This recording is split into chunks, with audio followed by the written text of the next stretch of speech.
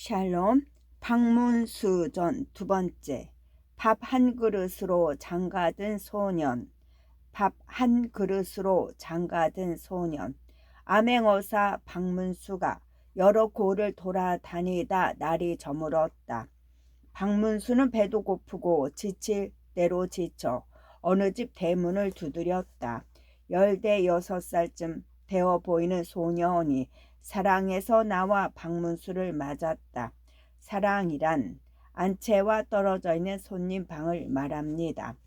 소년이 사랑에서 나와 방문수를 맞았다. 이보게, 염치 없으나 지나가는 길손인데 잠시 쉬어갈 수 있겠나?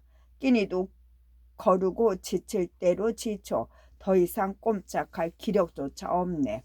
그러나 소년은 머뭇머뭇 난처해 했다. 저도 홀어머니를 모시고 사는 처지인데 제 집 사정도 궁핍하게 이를 데 없습니다. 솥에 불을 지펴보지 못한 게 벌써 여러 날입니다. 손님께 딱히 대접할 것이 없으니 그저 안타까울 뿐입니다. 밥을 청하는 방문수나 달리 대접할 것이 없다는 소년이나 딱하기는 마찬가지였다. 방문수와 소년은 잠시 서로 멀뚱멀뚱 바라보기만 하였다. 그런데 소년이 자꾸 뒤를 힐끔거리는 것이었다. 방문수의 눈에 사란 전쟁에 매달려 놓은 종이 몽지가 들어왔다. 소년은 그 몽지를 자꾸 돌아보며 망설이는 눈치였다. 이윽고 소년이 다시 말하였다. 어쨌거나 잠시 들어와서 쉬어 가시지요. 굶주리고 지친 방문수로선 그 말이라도 반가웠다. 방문수는 소년을 따라 사랑으로 들어갔다. 그런데 소년은 사랑으로 들어서자 결심한 듯 천장에 매달린 종이 봉지부터 끌어내렸다. 그러더니 그 봉지를 들고 안방으로 갔다. 사랑에는 방문수 혼자 덜렁 남겨놓은 채였다. 2억 칸짜리 작은 집이라 지게문을 열면 바로 안방인 모양이었다. 지게문이란 방과 방 사이의 문을 말합니다. 지게문을 열면 바로 안방인 모양이었다. 게다가 사방이 고요하여 소년이 그 어미와 두런두런 나누는 말이 고스란히 들려왔다. 지치고 굶주린 나그네가 사랑에 들었습니다. 나그네의 딱한 처지를 보고 그냥 모른 척하기 여간 민망한 게 아닙니다. 우리 집도 양식이 떨어진 지 오래되었으나 급한 대로 이것이라도 밥을 지어 대접할까 합니다. 그리하면 네 아버님 제사는 어찌한단 말이냐. 방문수는 귀를 쫑긋 세우고 있다가 아하 고개를 끄덕였다. 종이 봉지에 든 것은 제사 때 쓰려고 남겨둔 쌀이었던 것이다. 우선 산 사람부터 살려야 하지 않겠습니까? 당장 가엾은 사람이 굶주리고 있는데 모른 척할 수는 없지요. 오냐 알았다. 기다리거라. 곧이어 그 어미가 봉지를 받아 밥을 짓는 모양이었다. 소년이 사랑으로 들어서자 방문수가 말하였다. 내가 몸들 바를 모르겠네. 자네 처지도 어려운 모양인데 내가 정말 염치가 없게 됐네. 이미 손님께서 들으셨으니 뭐라 숨길 수도 없게 되었군요. 곧 아버님 제삿날인데 제사를 지낼 형편도 못 됩니다. 마침 쌀 한 대박이 생겼기에 그것이라도 돌아가신 아버님께 올리려고 봉지에 담아 두었지요. 저희가 비록 여러 날 끼니를 걸러도 그 쌀만은 죽내지 않았습니다. 하오나 지금 손님께서 몹시 굶주리고 지치셨는데 사람이 도리로 어찌 모른 척할 수 있겠습니까? 달리 대접할 것도 없으니 부득이 그 쌀로 밥을 짓게 하였습니다. 손님께 이런 구차한 사정을 알려 불편하게 해드렸으니 오히려 제가 부끄럽습니다. 소녀는 비록 어리고 궁핍하지만 마음이 반듯하고 대견하였다. 그런데 방문수와 소년이 이야기를 나누고 있을 때 느닷없이 밖이 시끄러웠다. 누군가 성큼 들어와 소년에게 나오라고 재촉하는 것이었다. 박도령 어서 서두르시오. 소년의 얼굴에 금세 어두워졌다. 소년은 부리 주고 그 사내에게 사뭇 간청하였다. 오늘은 내가 사정이 있어 갈 수 없으니 제발 그리 전해 주시오. 나도 어쩔 수가 없소. 그러니 어서 나서시오. 사내는 고개를 저며 다시 소년을 대촉하였다. 박문수가 영문을 몰라 물었다. 도대체 저자는 누구인가? 소년 얼굴에 수심이 가득하였다. 이골 죄수댁 하인입니다. 죄수는 이골 좌수댁 하인입니다. 좌수는 조선시대 향소의 우두머리로 부사를 돕는 명예벼슬을 말합니다. 제가 나이가 차도록 아직 장가를 들지 못하였습니다. 그래서 일전에 좌수댁 딸과 혼인할 뜻을 전한 적이 있습니다. 그랬더니 좌수 양반이 망신을 당했다며 노발대발한 것입니다. 그때부터 저를 날마다 불러다가 온갖 모욕을 주고 있지요. 오늘도 그래서 온 것입니다. 말을 들으니 그 좌수의 소행이 괘씸하기 짝이 없었다. 박문수는 소년을 막아서며 좌수댁 하인에게 일렀다. 여보게, 내가 이 아이의 삼촌벌 되는 사람일세. 오늘은 조카 대신 내가 갈 테니 조금 기다리게. 좌수댁 하인은 난처한 모양이었다. 하지만 박문수가 우기는 바람에 이러지도 저러지도 못하고 어물거렸다. 박문수는 조금 있다 소년의 어미가 차려온 밥을 먹고 좌수댁 하인을 따라 나섰다. 좌수댁에 가보니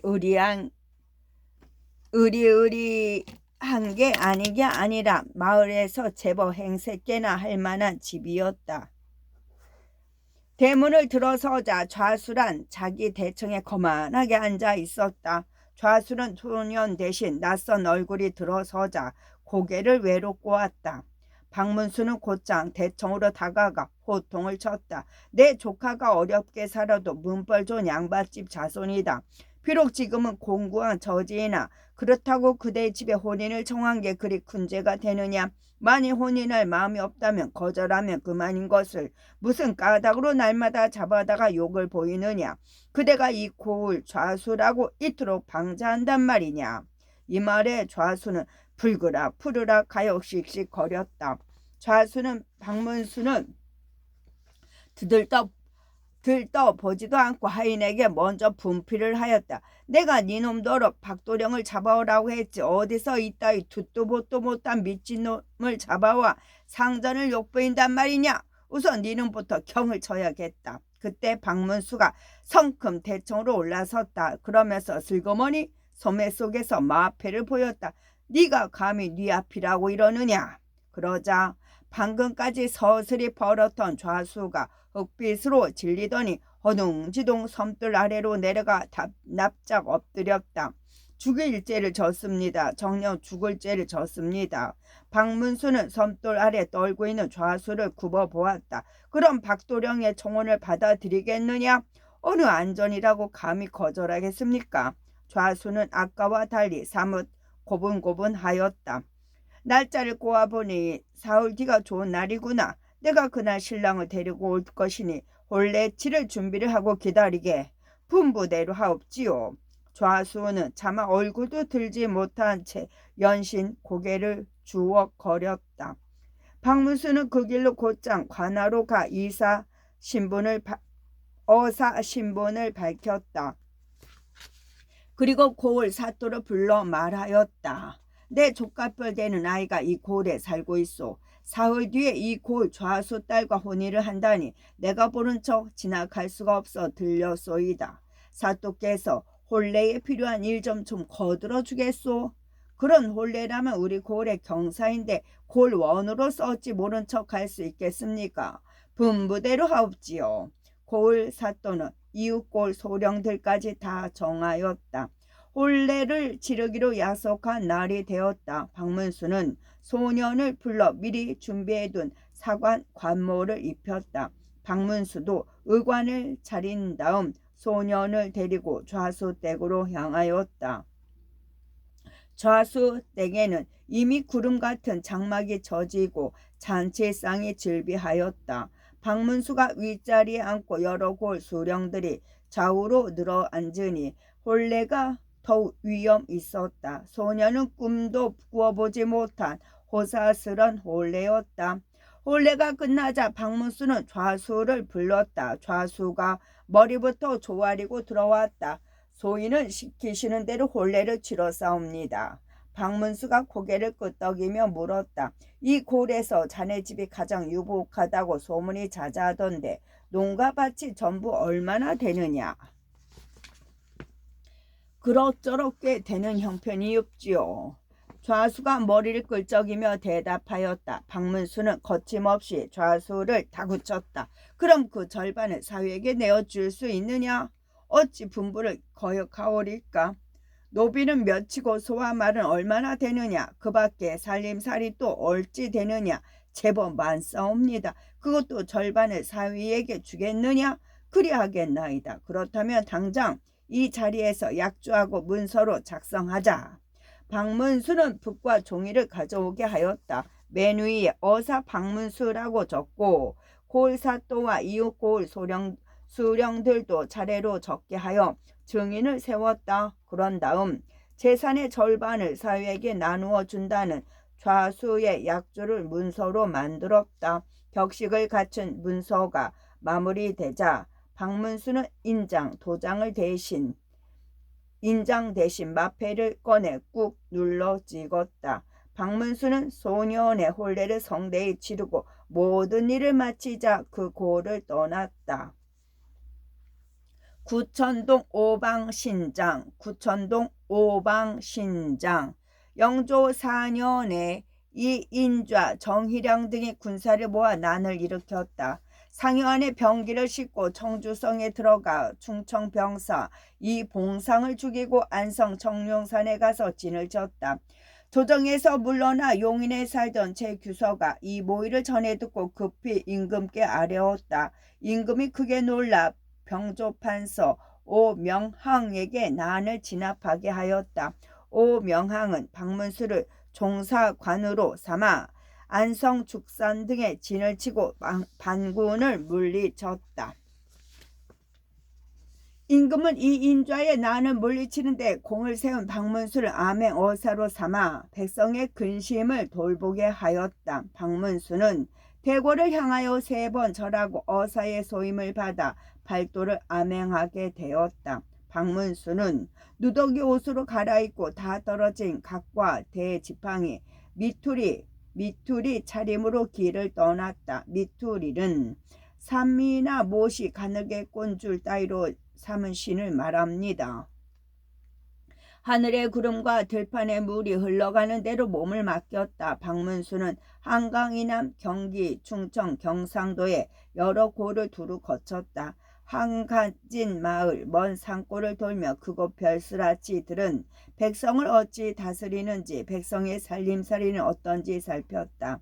얼마 뒤 박문수는 전라도로 발걸음을 옮겨 덕유산으로 향하였다. 호남의 큰 산으로 골짜기가 깊고 험하기로 이름난 곳이었다. 해종일 구름과 안개를 머금은 크고 높은 봉우리가 아득하게 이어졌다. 때때로 승냥이 같은 사나운 짐승이 나타나고 나는 새도 함부로 드나들지 못할 정도로 흐미진 산골이었다. 이런 곳에도 사람이 살까 싶었다. 외진 골짜기 으슥한 오솔길은 가도 끝이 보이지 않았다. 어연 해가 떨어지고 서산의 황혼이 물들기 시작하였다. 껌껌하고 까마득한 산골이 문득 길이 사라지고 사나운 짐승들만이 울부짖었다. 박문수는 종일 인적조차 없는 산을 헤맨 뒤이라 목이 타는 듯하고 배가 고프고 발이 부르텄다. 어둡고 깊은 산중에서 어찌할 바를 몰라 잠시 낙엽 위에 앉아 쉬었다. 그런데 저 멀리 흐릿하게 등불 같은 것이 가물거리는 것이었다. 놀랍게 반가운 마음에 박문수는 다시 힘을 내어 그 등불을 따라갔다. 얼마를 또 걸었을까? 뜻밖에도 인가가 즐비한 큰 마을이 나왔다. 이미 밤이 깊었다. 집집마다 문을 닫아 걸고 인적이 끊긴 뒤라 마을은 고요하였다. 한 골목에 이르니 창에 등잔불이 어릉되었다. 방 안에서 무슨 소리가 흘러나오는데 그 소리가 과연 괴이하기 그지없었다. 박문수가 놀라 한옆으로 몸을 피해 가만히 귀를 기울였다. 슬금슬금 다가가 창문으로 안을 들여다보니 한 늙은이가 젊은이를 깔고 앉아 칼을 치켜 세우고 있었다. 이놈 죽어라 죽어라 이놈 죽여주십시오. 젊은이는 체념한 듯 그렇게 말할 뿐 눈을 감고 꼼짝도 하지 않았다. 박문수는 마음을 가다듬었다. 그러고는 기침을 크게 한 다음 창문을 두드렸다. 이보시오 이보시오 주인 계시오. 그러자 방 안의 소리가 뚝 그치고 조용해졌다. 조금 있다 늘수구레한 이가 나와 박문수를 맞았다. 칼을 들고 젊은이를 깔고 앉았던 바로 그 늙은이였다. 박문수가 늙은이를 따라 방으로 들어섰다. 그런데 어찌 된 일인지 방끝까지 모든 것을 체험한 듯 누워있던 젊은이가 보이지 않았다. 박문수는 자리에 앉아 이곳까지 오게 된 사정을 둘러대며 늙은이의 눈치를 살폈다. 하루 종일 깊고 외진 산속에서 길을 잃고 헤맸소이다. 다행히 등잔불이 가물거리기에 겨우 이 마을을 찾아오게 되었구려. 유인거라고 하오. 늙은이는 꼭 넋이 나간 사람처럼 말하였다. 얼굴에는 수심이 가득한 채 깊은 한숨만 내쉬었다. 그러다가 나그네의 꼴을 보고 그제야 생각난 듯 안으로 들어가 밥과 먹을 것을 내왔다. 고맙소이다. 이미 밤이 깊었는데. 박문수는 밥상을 받고 나서 다시 늙은이의 눈치를 살폈다. 저 바깥에서 들으니 이 집에서 괴이한 소리가 나던데 무슨 사연이 있소? 그러나 늙은이는 선뜻 입을 열지 않았다. 박문수는 거듭 재촉하였다. 아무래도 심상치 않은 곡절이 있는 듯하오. 비록 오늘은 내가 주인장 신세를 지는 형편이나 어쩌면 도울 일이 있을지도 모르지 않소. 그러니 자세히 말해보오. 늙은이가 머뭇머뭇하였다. 그러다가 긴 한숨과 함께 앞뒤 사정을 털어놓았다. 유인건은 본디 한양 사람이었다. 아내 최씨와 더불어 3살 난 아들 득주를 데리고 덕유산 아래로 내려와 산지 12해가 되었다. 득주가 장성하자 무주 땅 김경원의 조카 딸에게 장가를 드렸다. 하지만 낯설고 외진 곳에서 별다른 일거리가 없어 유인거의 살림은 점점 쪼들리게 되었다. 그때 마침 이 마을에 살던 구화선이라는 이의 소개로 이곳으로 옮겨왔다. 그리고 마을 젊은이들에게 글을 가르치며 산지 또 10여 년이 흘렀다. 원래 이곳은 사방 60리 안에 사람이 살지 않던 곳이었다. 언제부터 이곳에 사람이 들어와 살게 되었는지는 알 수 없었다. 하지만 어느 무렵부터 구가와 천가 두 집안이 모여 살면서 구천동이라 불게 되었다. 어느덧 100여 호가 되는 구천동 마을에 이제 유가집 하나가 섞여 살게 된 것이다. 유안건은 구가와 천가 두 집안 젊은이들에게 글을 가르치고 받은 대가로 처음 들어올 적보다는 살림이 조금 나아졌다. 잠깐 이야기를 끊어 미안하오. 내가 오늘 밤 보고 들은 일이 하도 궁금하여 그렇소. 어젯밤에도 만리정을 쌓는다고 하였으니 비록 지나가는 나그네이오만 어찌 나 몰라라 하겠소. 주인장께서 모름지기 숨기지 말고 말씀해 주시오. 아까 창밖에서 보니 주인장이 웬 젊은이에게 끔찍한 짓을 하려 드는 것을 보았소. 도대체 어찌 된 까닭이오? 박문수가 그렇게 묻자 유인건은 입술을 지그시 깨물더니 한동안 또 말이 없었다. 그러다가 한참 뒤 입을 열었다. 손님께서 얼추 눈치를 채신 듯하니 더 이상 감추지 못하겠구려. 그 아이는 바로 내 아들 득주요. 말을 빌자면 기가 막히오. 이웃에 천운거라는 놈이 살고 그 아들놈이 천동수요. 지내보니 이 청간의 집안은 행실이 바르지 못하고 문란하기 이를 데가 없었어. 오래전부터 동수의 아내가 부정을 저질러 온 마을이 죄 알게 되었고 결국 천운거 귀에까지 들어갔소. 전운거는 집안의 수치라며 펄쩍펄쩍 뛰었다오. 그런데 그 불똥이 엉뚱한 대로 튕긴 거요. 참으로 어처구니 없는 일이 아닐 수 없소. 그러니까 전운거가 제 며느리와 눈이 맞은 게 바로 내 아들 득주라며 우기고 나선 것이요. 아무래도 마을에서 얼굴을 들 수 없게 된 정가 부자가 서로 입을 맞추고 내 아들에게 덮어씌우려고 작정한 듯하오. 그뿐 아니오.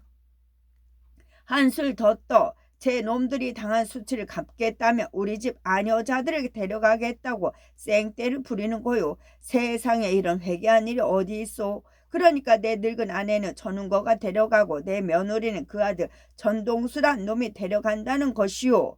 그러면서 한낮 한시에 제 놈들 혼례를 치를 거라며 날마다 멋대로 혼수와 잔치를 준비하고 있소이다. 그 혼례 날이 바로 내일이요. 오늘 밤이 지나면 그 놈들이 내 집에 와서 신부를 내놓으라고 행패를 부릴 것이요. 그 아비와 자식이 하나같이 막무가내로 고약한 놈들이라. 이 마을에서는 아무도 그놈들 짓거리를 막을 수가 없소. 그렇다고 그런 못된 짓을 앉아서만 당할 수 없지 않소. 그래서 차라리 한 칼로 내 자식과 아내를 죽이고 그놈들이 부리는 포악에서 벗어나려 그러한 것이요. 혹시 이곳에 머물다 그놈들 눈에 띄면 태객이라도 불똥이 들지 모르오. 그러니 괜히 화를 입지 않도록 어서 이 마을을 떠나시오. 들을수록 어처구니 없고 믿기지 않는 일이었다. 박문수가 고개를 절레절레 흔들다가 생각난 듯 물었다. 내일 언제 혼례를 올린다고 하였소? 유인거가 침통하게 말하였다. 신시초라고 합디다. 신시는 오후 3시에서 5시 사이를 말하지요. 그럼 가장 가까운 관야가 이곳에서 얼마나 돼요? 서남쪽으로 70리에 본읍 관아가 있다는 말만 들었소. 박문수가 일어서며 유인거를 위로하였다.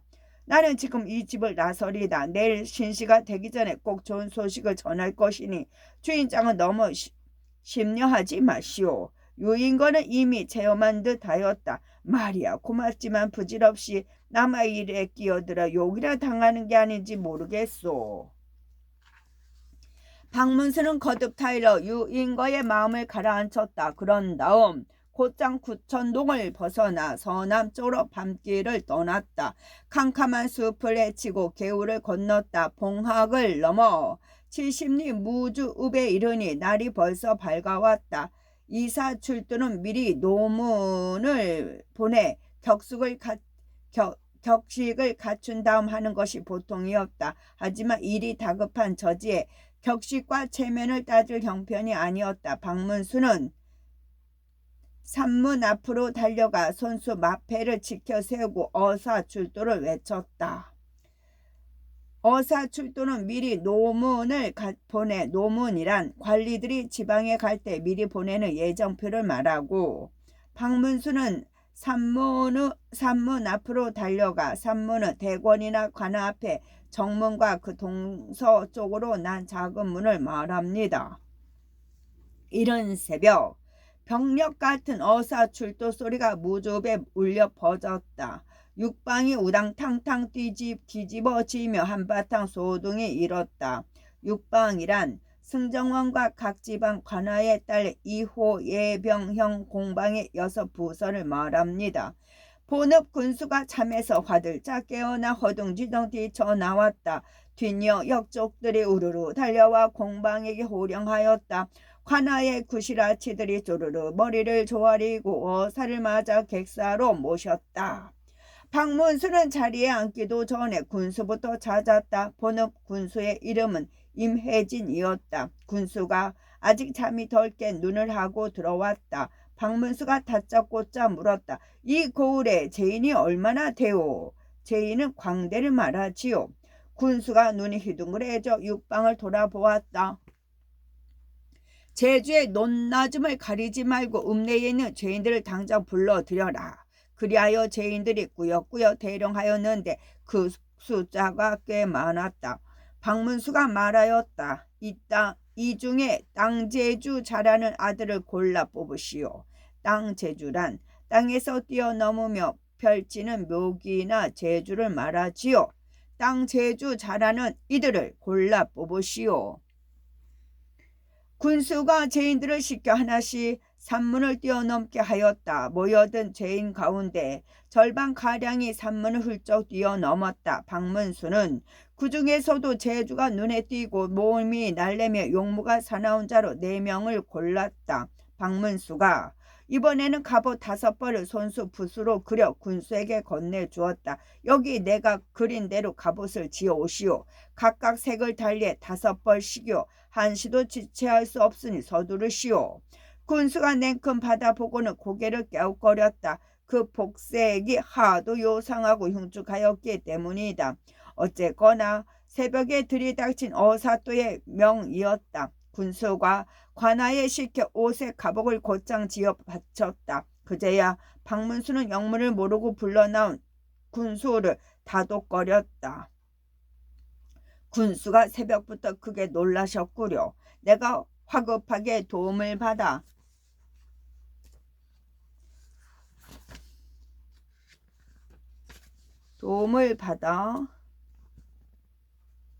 처리할 일이 있어 일이 되었소이다. 그러니 너무 놀라지 마시오. 내심 조마조마하던 군수는 겨우 놀란 가슴을 쓸어내렸다. 박문수는 급히 지어온 갑옷을 죄인들에게 건너준 뒤 그들을 데리고 서둘러 구천동으로 향하였다. 해는 이미 중천으로 높이 솟아오르고 있었다. 그 무렵 유안거는 지난밤에 들른 나그네의 말을 반신반의하고 있었다. 어쨌거나 나그네가 말한 대로 지난밤 제 식구를 해치지 않은 채 이틀날을 맞았다. 날이 밝자 천운건의 하인들이 먼저 들이닥쳤다. 혼례에 쓸 기구를 갖고 와서는 유안거의 집 대청을 수리하고 교배청을 꾸미느라 야단 법석이었다. 교배청은 혼례에서 신랑 신부가 절을 하는 마루를 말합니다. 유안거는 그 소동을 지켜보며 그저 진작 죽지 못한 것을 한탄할 따름이었다. 중천에 박혀있던 해가 슬금슬금 기울 무렵 이번에는 정간의 아낙네들이 우르르 몰려왔다. 마치 제 집처럼 거침없이 안뜰로 들어서더니 막무가내로 유안거의 늙은 아내와 며느리를 붙잡아 앉혔다. 그러고는 억지로 분과 연지를 바르는 것이었다. 유안거 부자는 어찌할 바를 모르고 그저 발만 동동 굴렀다. 혼례를 치르기로 정한 시간이 임박하였다. 정건의 일가 부치들이 천운거 부자를 에워싸고 들어왔다. 그 차림과 위세가 하늘을 찌를 듯 등등하였다. 하늘을 찌를 듯 등등하였다. 두 부자가 머리에 사물을 쓰고 허리에 각띠를 두른 뒤 수혜자를 신고 앞서거니 뒤서거니 차례로 마당을 질러 들어왔다. 수혜자는 비올 때 무인들이 신던 장화를 말합니다. 수혜자는 언뜻 혼례 때 신던 목화와 비슷했지만 아무래도 어색하고 우스꽝스럽게까지 했다. 구천도 100여 호 마을 사람들이 꾸역꾸역 모여들었다. 아마 이런 혼례는 세상에 처음 있는 일일 걸세. 하긴 나도 이런 회개한 혼례는 듣도 보도 못하였네. 어쩌다 이런 일이. 누구나 이렇게 수군대며 혀를 차고 단식하였다. 천운거 부자가 교배청에 들어 천운거는 왼편에 천동수는 바른편에 섰다. 그런 다음 목 기러기를 차례로 건네며 신부에게 어서 나오라고 재촉하였다. 그때였다. 구경꾼들이 화들짝 놀라 비명을 질렀다. 어디선가 험상궂고 요상하게 생긴 웬 장수가 들이닥친 것이다. 누런 투구에 누런 갑옷을 거친 장수는 누런 술로 장식한 도끼를 들고 황룡 깃발을 지켜 세우고 있었다. 말로만 듣던 오방신장 가운데 중한 신장이었다. 오방신장은 동서남북 중앙에 5방위를 맡아 지키며 잡귀나 악신을 몰아내는 장수신을 말하지요. 구경 나온 이들이 그 위용에 모두 기겁하여 한옆으로 슬금슬금 비켜섰다. 누구도 감히 고개를 들어 눈을 마주하지 못할 정도로 서슬이 펄했다. 중한 신장이 성큼성큼 마을로 올라서더니 황룡 깃발을 움켜쥐고 교배청 한가위로 우뚝 섰다. 그러고는 누런 술이 달린 도끼를 들어 교배상을 전둥처럼 내리쳤다. 동방정제 대장군. 그 소리가 산꼭대기까지 쩌렁쩌렁 울렸다. 곧이어 공중에서 영을 받들겠습니다 라는 소리가 들리더니 마당 가운데는 무엇인가 쿵 하고 떨어졌다. 푸른 두건 푸른 갑옷에 황룡 깃발을 벌럭이는 동방신장이 휘적휘적 걸어와 중앙신장의 동쪽 좌청룡 자리에 비켜섰다. 중앙신장이 다시 도끼로 바닥을 내려쳤다. 서방 백제 대장군 영을 받들겠습니다. 이번에도 우렁찬 소리가 허공을 울리더니 또 한 신장이 껑충 마당으로 내려왔다. 백호 깃발을 높이 치켜든 서방신장이 중앙신장의 속도 500호 자리에 떡하니 섰다. 중앙신장이 다시 도끼를 높이 들고 교배생을 나리쳤다. 남방 적재 대장군 영을 받들겠습니다. 하늘을 진동하는 소리와 함께 또 다른 신장이 휘리릭 내리섰다. 붉은 두건 붉은 갑옷에 주작 깃발을 들고 나타난 남방신장은 중앙신장의 남쪽 남주작 자리에 우뚝 섰다. 중앙신장이 다시 외쳤다. 북방 흑제 대장군. 이번에는 검은 두건 검은 갑옷을 거친 신장이 공중에서 털썩 내려섰다. 그러고는 부쪽 부현무 자리에 현무 깃발을 벌럭이며 섰다. 사방신장이 모두 내려와 저마다 자리를 정하여 우뚝 서자 누런 갑옷을 입은 중앙신장이 소리 높여 호령하였다. 나는 중앙황제 대장군으로 옥황상제의 명을 받아 이곳에 이르렀다. 상자께서 오늘 신시초에 구천동으로 가서 모질고 악독한 두 사람을 잡아 바치라 명하셨다. 그리하여 내가 여러 신장들을 불렀으니 사방 신장의 힘을 모아 이 중에서 사모관대를 한 저 두 놈을 속히 잡아갈지어다. 영을 받들겠습니다. 사방 신장이 일제히 허리를 숙이며 외쳤다. 그러고는 교배생 앞에서 허수아비처럼 넋이 있는 천운거와 천동수 부자를 잡아채 끌어냈다. 우당탕탕 비바람이 휘몰아치고 벼락이 떨어진 듯하였다. 한바탕 소동이 있는가 싶더니 어느새 문밖이 조용해졌다. 이미 오방신장은 천운거 부자를 독수리처럼 낚아채 어디론가 사라지고 없었다. 이날 유안거의 집에 모여든 남녀노수도 슬금슬금 꽁무니를 뺀 뒤였다. 오방신장의 서슬에 잔뜩 겁을 먹고 제 집 제 방을 찾아 숨기 바빴다. 오직 꽁무니를 빼지 못한 이는 넋을 잃고 여기가 하늘인가 땅인지 분간하지 못한 채 부들부들 떨었다. 천운거 부자를 잡아간 이는 바로 박문수와 죄인들이었다. 박문수가 본읍으로 데려온 죄인들이 갑옷을 입고 사방에서 유안거의 집 담장을 뛰어넘어 신장 행사를 한 것이다. 박문수와 죄인들은 천운거 부자를 구천동 30리 밖까지 끌고 갔다. 그곳에서 박문수는 죄인들을 시켜 천운거 부자를 죽이고 깊은 산골에 묻었다. 그런 다음 단단히 입단속을 시켜 죄인들을 돌려보냈다. 박문수는 그 길로 구천동을 벗어나 전라도를 다 둘러본 뒤 서북지방을 차례로 암행하였다. 박문수는 암행어사 소임을 무사히 마치고 돌아와 임금께 그동안 살핀 일을 아뢰었다. 임금이 기꺼워하여 박문수의 벼슬을 정이품으로 올리고 조정에 있게 하였다. 몇 해가 지났다. 남쪽 지방에 병이 돌아 화를 입은 뒤에 인심이 흉흉하고 백성이 슬렁였다. 이에 임금이 다시 박문수를 삼남 수의어사로 내려보냈다. 삼남은 충청, 경상, 전라도, 수의어사는 중국 어사들이 비단옷을 입어 유래한 말로 암행어사를 이르는 말입니다. 그리하여 박문수가 다시 삼도를 두루 돌며 백성들의 형편을 살피게 되었다. 발길이 전라도 덕유산일에 이르자 박문수는 몇 해 전 구천동에서 있었던 일을 문득 떠올렸다. 벌써 10년 가까운 세월이 흘렀다. 유한거는 구 어찌 되었을꼬? 구천동 사람들은 지금 어찌 지낼까?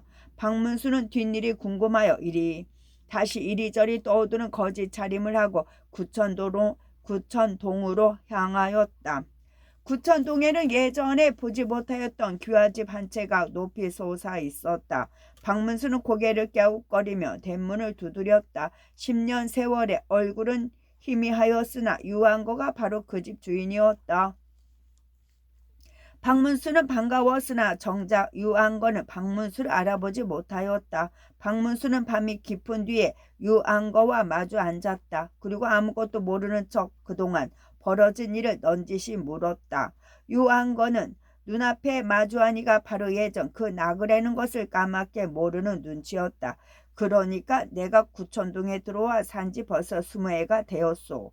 여기 들어와 오늘까지 마을 젊은이들을 가르쳤으나 처음에는 살림이 그리 넉넉하지 못하였다오. 그런데 10년 전쯤에 이 마을에 구씨와 전씨 집안 사람들이 재물을 모아 기와집을 지어준 게 아니겠소. 그때부터 이 마을에 100여 호가 매년 걷어들인 양식에서 내 집에 떼어주는 것이 적지 않았다오.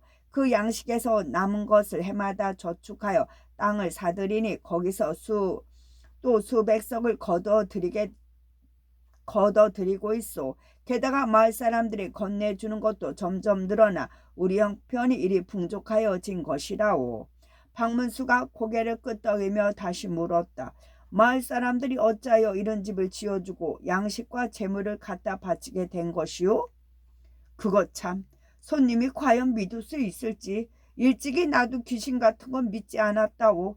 그런데 이 마을에서 그것을 믿지 않을 수 없는 일이 벌어진 거요. 마을 사람들과 더불어 내가 똑똑히 보았으니 그러니까 한 10년쯤 전이었소. 우리 집과 천가 집 사이에 차마 입 밖에 내기 민망한 일로 내 아들이 누명을 덮어쓰고 큰 욕을 당하게 되었다오. 그때 호련히 옥황상제가 오방신장을 내려보내시어 우리를 못살게 굴던 천가 부자를 잡아 가신 뒤로 오늘날까지 그 주검마저 본 사람이 없다오. 그 일로 크게 놀라지 않은 사람이 없소. 그때마다 마을 사람들이 우리 집을 두려워하게 되었소. 저 집은 곧 하늘에 보살피는 집이니 감히 받들어 모시지 않고 무시하다가는 무슨 일을 당할지 모른다. 이렇게 된 것이요. 그때부터 마을 사람들이 서로 나서서 우리 집을 돕기 시작하였소. 마을에서 가장 크고 넓은 집을 지어주고 해마다 걷어들인 양식을 바쳤소. 내 스스로 생각하기에도 내가 무슨 덕이 있어 이처럼 큰 하늘의 은덕을 입는지 도리어 두려운 마음이 생길 정도라오. 그럴수록 나는 마을 젊은이들을 정성껏 가르쳤다오. 허여 10년 전에 비하여 지금 이 마을 젊은이들 중에 세상 이치를 깨우친 사람들이 훨씬 많다오. 박문수가 다 듣고 한마디 거들며 딴청을 피웠다. 그게 사실이라면 주인장께선 상제의 은덕에 감사할 뿐이겠구려. 박문수는 더는 아는 척을 하지 않고 이튿날 구천동을 떠났다.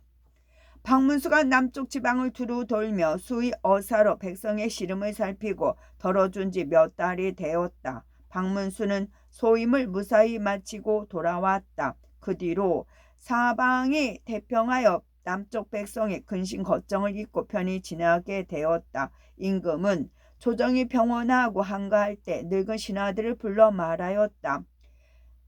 경들은 평생 어떤 일들을 하였는지 말해보라. 박문수가 임금 곁에 있다가 덕유산 구천동에서 있었던 바로 그 일을 아뢰었다. 임금이 다 듣고 물었다.